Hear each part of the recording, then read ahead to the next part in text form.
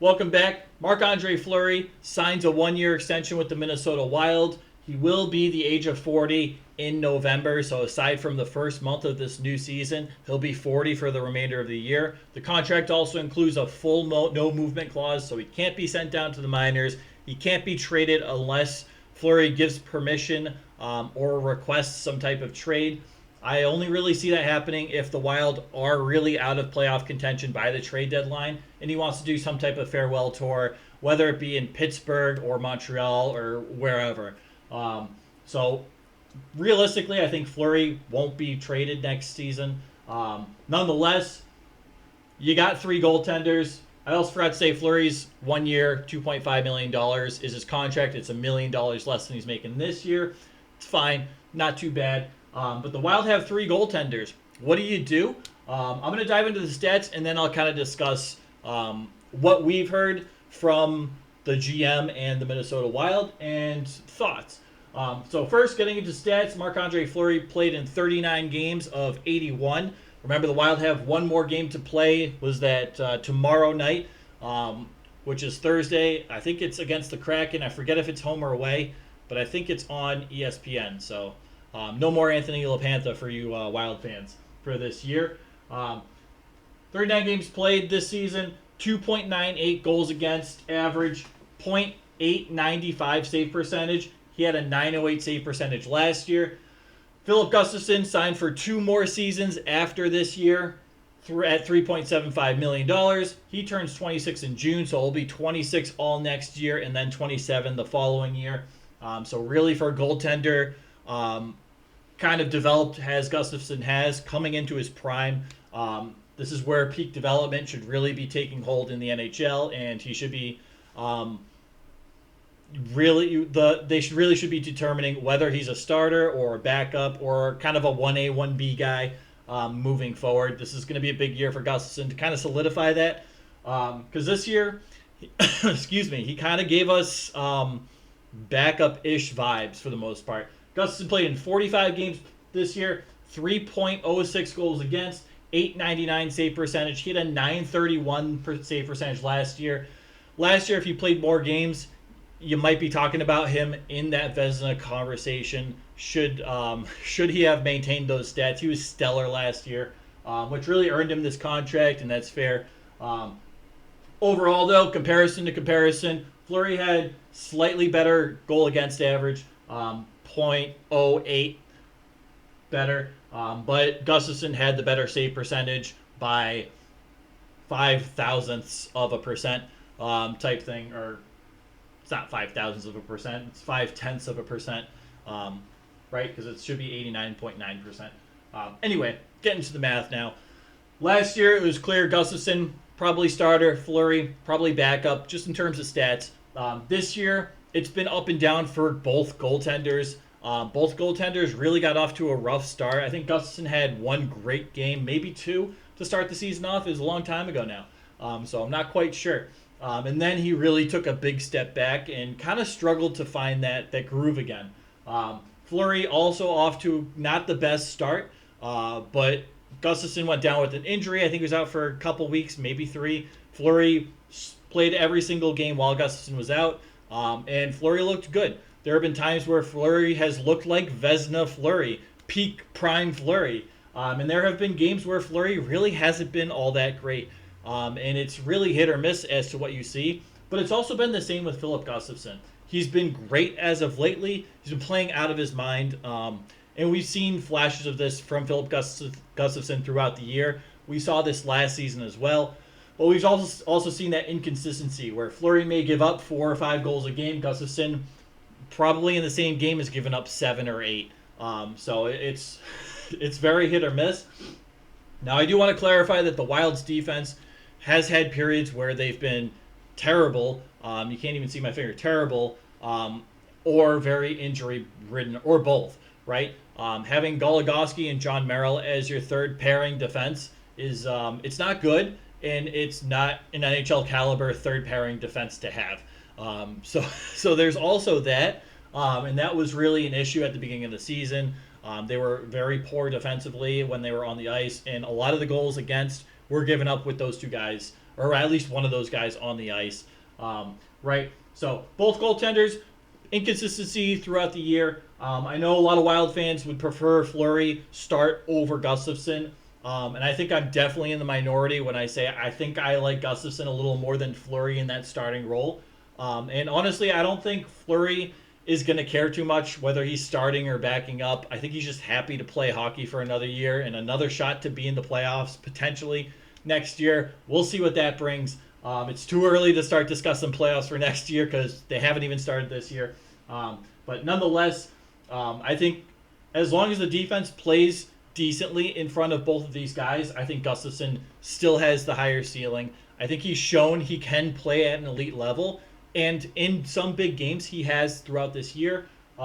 Fleury, it's just very, very hit or miss. I don't think there's a wrong decision picking between these two guys, and I don't think you really should. I'm sure we'll probably see these guys split a pretty equal amount of time at the beginning of next year. But you also have Jesper Wallstedt, right? And I keep saying Wallstedt, but the W is pronounced like a V, like Wallstedt. It's a fun fact.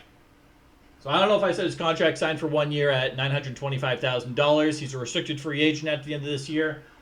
He will be 22 in November. For the purposes of this video, Fleury's 40, Gustafsson is 26, Wallstedt will be 22 for next season. Jesper's played 3 games in the NHL in his career, and they were all this season, all within the last couple months. 3.01 goals against, so you're right in the middle of Fleury and Gustafsson. .897 save percentage. Again, so you're right in the middle of Fleury and Gustafsson, which shows the consistency in goaltenders. So when I talk about is a goaltender good or bad, or are they struggling, you kind of have to look at the organization and that consistency within the goaltenders. This tells you that the team in front of him could probably play better, and in front of whoever's in net can probably play better. And that's no secret with the Wild, but that apparently is a secret with certain organizations like Ottawa, for example, right? They've had goaltenders who have left Ottawa and played out of their mind. Gustafsson is an example. Cam Talbot are the two most recent examples, right? Cam Talbot was an all-star this year, I think. Don't quote me on that. I didn't really pay too much attention to that. I never really do. Nonetheless, that's an issue with Ottawa's defense and playing defense in front of their goaltenders. I don't think their goaltenders are as bad as they are made out to be. I think it's really it's more or less, the goaltender stats are more or less dependent on the team play in front of them. Again, I'll die on this hill. If the goaltender is good enough to make it to the NHL, they're probably fine in net. They're probably not the issue. We've seen goaltenders stumble. Jack Campbell is a great example. The defense in front of Jack Campbell was poor, yes, but Jack Campbell is also letting in some rough goals. And sometimes it is on the goaltender, but for the most part, throughout an entire season, seeing stats consistently down for all your goaltenders usually tells you there's something wrong with the team playing in front of them. So that being said, back to Wallstedt. His first game in the NHL, he played at Dallas, which was a weird decision, but it was made. He let up 7 goals. He had a .794 save percentage. This is one thing with John Hines. I have not seen him pull a goaltender and put a new goaltender on the ice his entire time in Minnesota. And there have been times where it's been really necessary that he probably should do that. Fleury's had games where he's had 7 put up on him. Gustafsson's had games where he's had 7 put up on him. There's no changing of the guards in net with John Hines, at least as of yet. I don't have that type of knowledge of when he was in Nashville if he did the same thing. I'm not gonna lie, I didn't pay attention to when he was changing his goaltenders if he was in middle of games with Nashville. It's not like the first thing you think of, or really the top 10 things you look for when watching a team play is how is the coach managing the goaltenders. We saw Mike Sullivan pull the goalie against the Bruins a couple nights ago, and I thought that was a great move. Put in Jari for the first time in about a month. I thought that was a good move, right? We don't see that from John Hines. So some of these stats maybe a little distorted. Wallstedt probably should have been pulled from his first start, and I know that's a weird look. Like, you're putting him on the ice for the first time. Hey, future franchise goalie, go play. He lets up 5, right? It's like any shot the Dallas Stars are taking, and I mean any shot they took, pretty much went in. It was a bad situation, and I think that can be a little discouraging. So I would have liked to see John Hines manage his goaltenders in game a little better. It's like he just forgets they exist. So that's a little side note.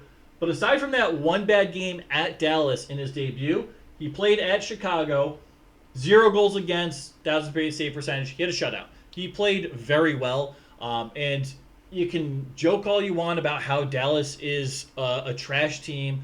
Are they in last place this year? I don't even think they're in last place. I'm going to look that up. This is something I should know. /standings. Let us see. League standings. Yeah. So the Sharks are in last place, which is also the team he played. But keep in mind, Chicago Sharks, they win games against teams. The Sharks beat the Blues in 2 consecutive games. I don't know if they swept them this year or what happened, but the last 2 games the Blues and the Sharks played, the Sharks won. The Blackhawks, they have Connor Bedard. Both of these teams have offensive weapons, and both of these teams have defensemen that can drive into the offensive zone and create offense. So it's a more diverse look for the opposing goaltender, and we've seen that, right? It's not like getting a shutout against Chicago and San Jose should be written off. He didn't get a shutout against San Jose. He gave up 2 goals, but he also had a .931 save percentage, which means the defense in front of him maybe was keeping shots to the outside, but he faced a lot of shots against San Jose, and he made solid saves. I thought he looked fantastic against San Jose.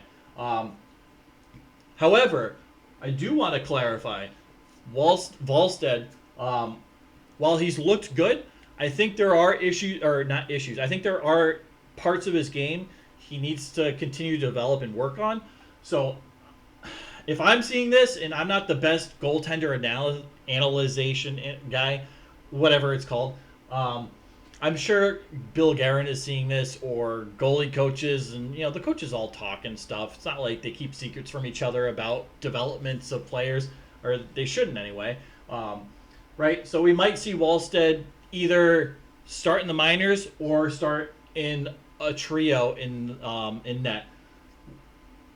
We'll see. So getting into the discussion as to what do they do with these 3 goaltenders, we don't know. Bill Guerin has made it clear it hasn't been, they haven't talked about it. It hasn't been, first and foremost in his mind. They'll figure it out sometime in the summer. My personal guess is you keep Fleury, you keep Gustafsson, you keep Wallstedt. I think you start the season with all 3, which isn't ideal, but I think you rotate some of them in and out. Eventually, I think we see Wallstedt sent back down to the AHL, and they start to either showcase Gustafsson, or he just plays very well and becomes that number 1 starting goaltender that we know he can do. He can be. So I think this is a big year for Gustafsson. Depending on how he plays, if he plays well, I think he stays in Minnesota. If he doesn't play well, I think he gets traded, but I'd be surprised to see him traded over the summer.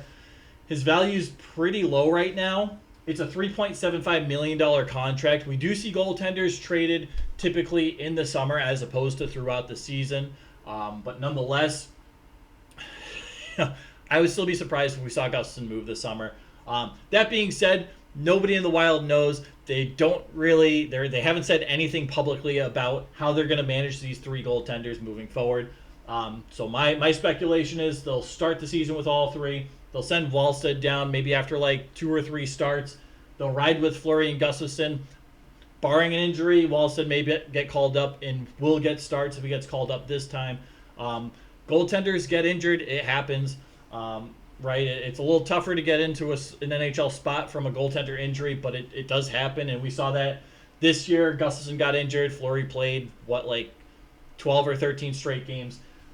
So it'll be interesting to watch. I'm not quite sure what happens if all 3 of these guys start the season out strong, or at least Gustafsson starts out the season strong and Wallstedt is posting shutouts against the Avalanche.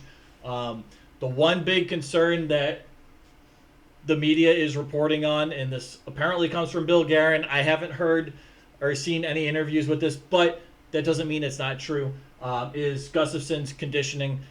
That could be an issue. We'll see how he comes into training camp this year, but there have been not the best reports the past 2 seasons about his eating habits and such. And I'm not one to shame a guy for eating habits because I don't have the best eating habits. I'm not gonna ever shame somebody for that. But this is a concern of the general manager of the Wild. So depending on how he comes into training camp and how he plays in training camp, and if he's in shape and ready to play, versus if he's not, I think that could help determine who the starting or who will be in the Wild net moving forward. It wouldn't surprise me to see a trade early in the season with Gustafsson if he isn't in shape, if he isn't looking good. But you also have to remember that these players have lives. Gustafsson just had a baby this season, so that could also account for the ups and downs, right? He could have been up all night with a newborn baby, didn't get a lot of sleep, but had to start in net the following night. So sometimes when you're tired and you have to stop pucks at a NHL level, that can be very difficult as well. So we don't necessarily know the whole stories as to what happened with any of these players. We can only speculate, right? And I want to make that clear. I think all three of these guys are excellent. I'm very happy Fleury is coming back. I don't think it was necessarily the best business move because if you trade Gustafsson, you can either sign a cheap goaltender on free agency. There are plenty available, and there are some that are NHL caliber goaltenders in the AHL playing, right? Or you can, in the trade, you can acquire some goaltender as well to come back in return. Right, I think there are ways to manage it if Gustafsson doesn't work out and Fleury didn't sign the extension, he retires. Wallstedt, you got to keep developing him. At this point, it looks like he has to keep getting NHL reps to continue to work on his development. Maybe spend some time in the AHL, but he's got to spend some time in the NHL this upcoming year. It is what it is with how he's played. Better save percentage than Fleury in 3 games. In one of those games, he gave up 7 goals.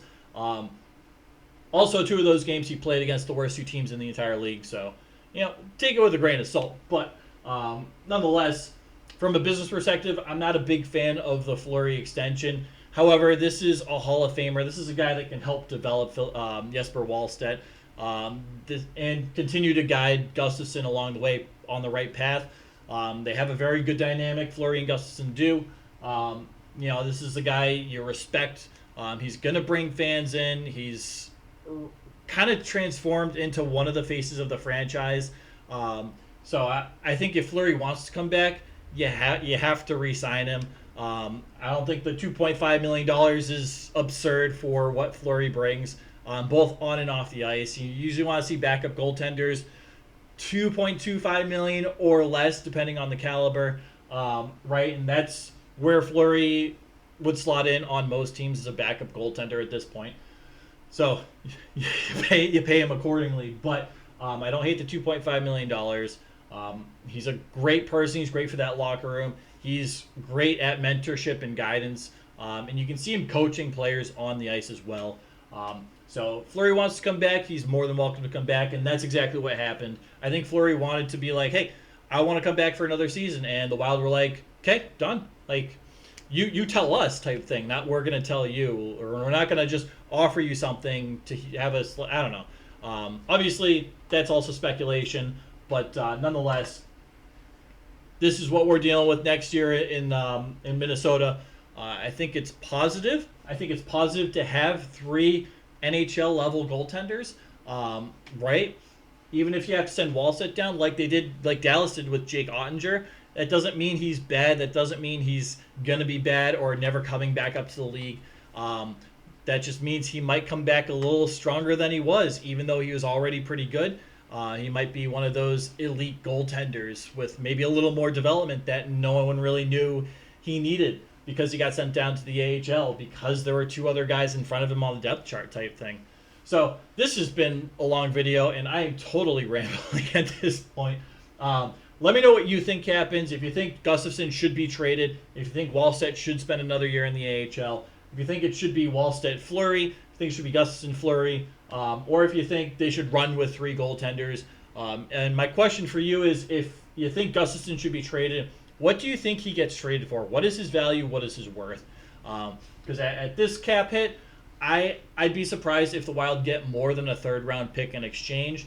It would probably be like a fifth round pick and maybe a B prospect, but probably a C level prospect. Might be like a third round pick and a struggling goalie who has been demoted to the ECHL type thing. So that's my question. Do you trade Gustafson? If so, what is his value? Again, personally, I wouldn't trade Gustafson. I'm really high on him. I know a lot of Wild fans aren't, and media members, but that's okay. It's part of the fun of this channel is, get to do, I get to give some alternative insight and opinion. So I appreciate you guys watching. Yeah, that's all I got. If you made it this long, good for you guys. I appreciate you. Take care, all right?